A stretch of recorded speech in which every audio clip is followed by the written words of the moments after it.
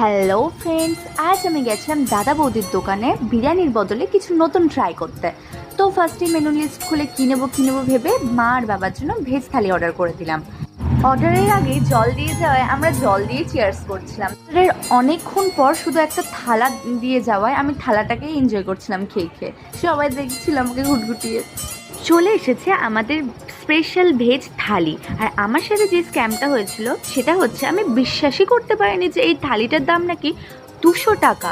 মানে দাদা বৌদির দোকানের বিরিয়ানি সব জায়গার বিরিয়ানির থেকে বেশি দামি, আর এখানে 12টা আইটেম পাওয়া যাচ্ছে আর সেটার দামও শুধুমাত্র 200 টাকা। তো আর খাবারগুলো ছিল দারুণ দারুণ। আমি অর্ডার করেছিলাম চিলি চিকেন আর ফ্রাইড রাইস, কিন্তু সেটা না আসাতে আমি মায়ের আর বাবার থেকে অল্প অল্প খাবার চেকে চেকে দেখছিলাম।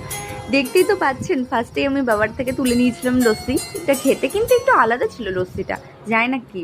এই তো চলে এসেছে আমার চিলি চিকেন ফ্রাইড রাইস, কিন্তু সত্যি বলবো ভেজ থালির টেস্ট পেয়ে না আর এই টেস্ট ভালোই লাগছিল না।